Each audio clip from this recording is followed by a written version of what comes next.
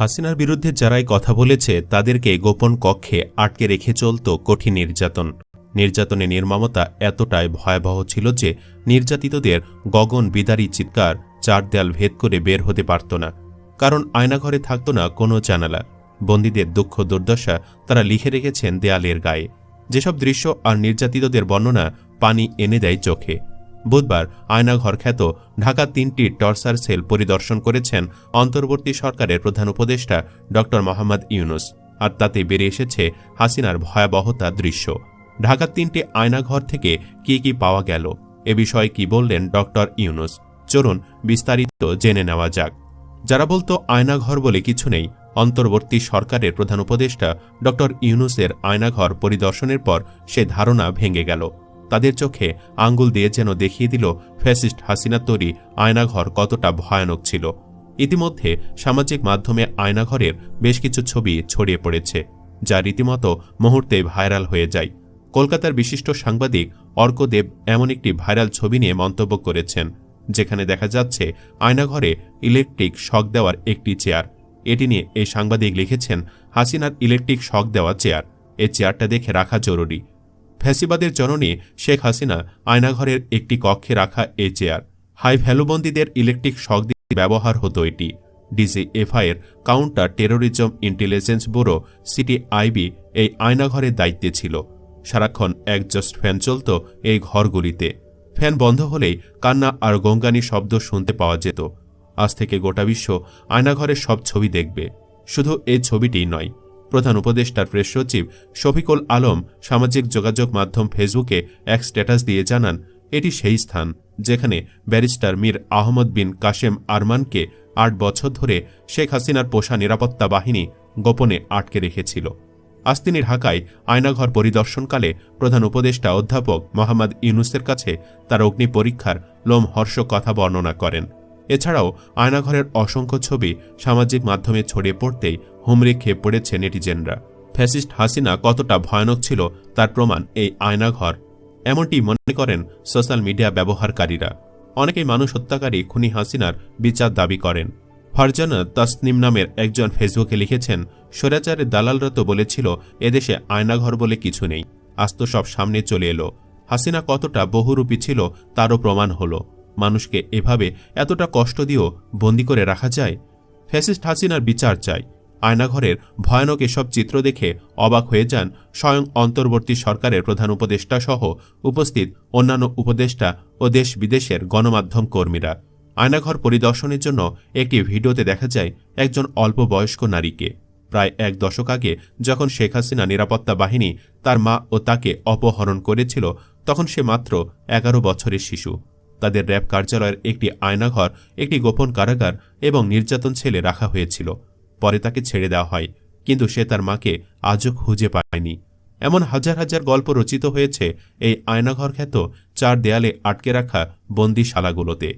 যুব ও ক্রীড়া উপদেষ্টা আসিফ মাহমুদ তার ফেসবুক পোস্টে উল্লেখ করেছেন যে তাকে ২৪ জুলাই ২০২৪ তাকে গোপন কারাগার আয়নাঘরের একটি কক্ষে গুম করে রাখা হয়েছিল। তিনি দাবি করেন, নাহিদ ভাইকেও একই ভবনের অন্য একটি সেলে বন্দী রাখা হয়েছিল। দেয়ালের টেক্সচার দেখে তিনি শনাক্ত করেছেন এবং দেয়ালের ছিদ্রগুলোর মধ্যে এক্সজস্ট ফ্যান ছিল, যা তাকে সেই স্থান সম্পর্কে নিশ্চিত করেছে। চিকন ছিপছিপে গড়নের দাড়িমুখে আরেকটি ব্যক্তিও বর্ণনা করেছেন আয়নাঘরের ভয়াবহতার কথা। ভারতের প্রধানমন্ত্রী নরেন্দ্র মোদীর সমালোচনা করার অভিযোগে হাসিনা নিরাপত্তা বাহিনী যখন তাকে অপহরণ করে, তখন তিনি একজন তরুণ নির্বাহী এবং ৩ সন্তানের জনক ছিলেন। তাকে ঢাকার র্যাব সদর দফতরের আয়নাঘরে রাখা হয়েছিল। তিনি জীবিত ফিরে এসেছিলেন, কিন্তু অনেকেই পারেননি। এভাবেই তিনি তার অগ্নি পরীক্ষা এবং প্রধান উপদেষ্টা অধ্যাপক মোহাম্মদ ইউনুসের কাছে আয়নাঘরের বর্ণনা দিয়েছেন। অন্তর্বর্তীকালীন সরকারের প্রধান উপদেষ্টা অধ্যাপক ড মোহাম্মদ ইউনুস বলেছেন, আয়নাঘর সারা বাংলাদেশ জুড়ে আছে, যার সংখ্যাও নিরূপণ করা যায়নি। ১২ ফেব্রুয়ারি অন্তর্বর্তীকালীন সরকারের প্রধান উপদেষ্টা অধ্যাপক ড মোহাম্মদ ইউনুস দেশে বিদেশে গণমাধ্যম কর্মী ও ভুক্তভোগীদের নিয়ে আয়নাঘর পরিদর্শন শেষে এ কথা বলেন। ড মোহাম্মদ ইউনুস বলেন, এরকম ইন্টারোগেশন সেল, টর্চার সেল সারা বাংলাদেশ জুড়ে আছে। সেগুলো শুনলাম আজকে। আমার ধারণা ছিল যে এখানে আয়নাঘর বলতে যে কয়েকটা আছে তাই, কিন্তু এখন শুনলাম আয়নাঘরের ভার্সন সারা দেশ জুড়ে আছে। কেউ বলছে 700, কেউ বলছে 800। সংখ্যাও নিরূপণ করা যায়নি। কতটা জানা আছে, কতটা অজানা রয়ে গেছে। তিনি আরও বলেন, নৃশংস অবস্থা। প্রতিটি জিনিস যে হয়েছে এখানে যতটা শুনি অবিশ্বাস্য মনে হয়। এটা কি আমাদেরই জগৎ, আমাদেরই সমাজ? আমরা কি এটা করলাম?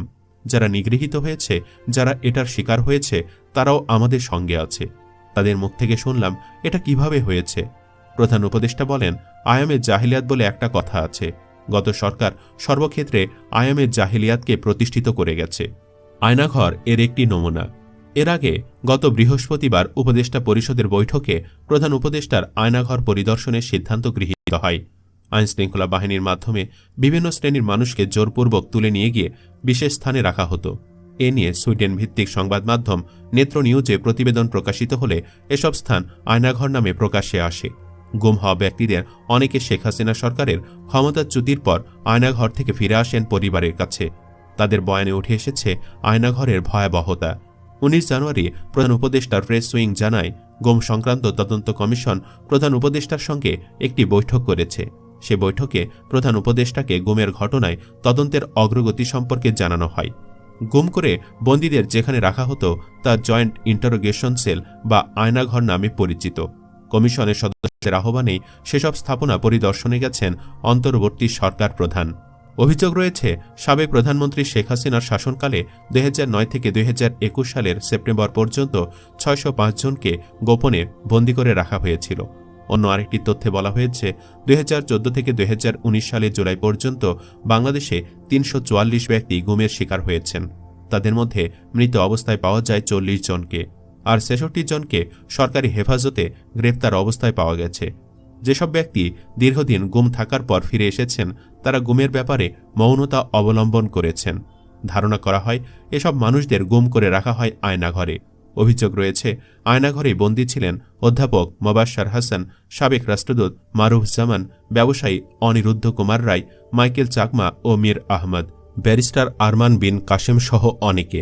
আজ প্রধান উপদেষ্টার আয়নাঘর পরিদর্শনের সময় সেখানে উপস্থিত ছিলেন আরমান। তার কয়েকটি ছবি পোস্ট করে সামাজিক যোগাযোগ মাধ্যমে লেখক ফাহাম আব্দুস সালাম বলেছেন, বীর সন্তানদের সাধারণ মানুষদের কাছে পৌঁছে দিতে আরমানকে নিয়ে পাঠ্যপুস্তকে গল্প লেখা হোক। এদিকে স্বরাষ্ট্র ও কৃষি মন্ত্রণালয়ের উপদেষ্টা লেফটেন্যান্ট জেনারেল মোহাম্মদ জাহাঙ্গীর আলম চৌধুরী বলেছেন, মানবিক ও পরিবেশের দিকে খেয়াল রেখে আইনশৃঙ্খলা পরিচালনার ক্ষেত্রে সবাই সহযোগিতাপূর্ণ আচরণ করবেন। কেউ যাতে আইন নিজের হাতে তুলে না নেন সেদিকে সজাগ থাকতে হবে। নতুন কোনো আয়নাঘর যাতে সৃষ্টি না হয় সে বিষয়ে সতর্ক থাকতে হবে। সুপ্রিয় দর্শক, ডিজিএফআই, র্যাব সহ যারা আয়নাঘর পরিচালনার দায়িত্বে ছিলেন, আপনি কি চান তাদেরকে যেন অতি দ্রুত গ্রেফতার করা হয়? কমেন্ট বক্সে ইয়েস বা নো লিখে জানিয়ে দিন আপনার মতামত। ভিডিও ভালো লাগলে লাইক দিন এবং শেয়ার করে সবাইকে দেখার সুযোগ করে দিন। চ্যানেলটি এখনও সাবস্ক্রাইব করে না থাকলে সাবস্ক্রাইব করুন। ধন্যবাদ।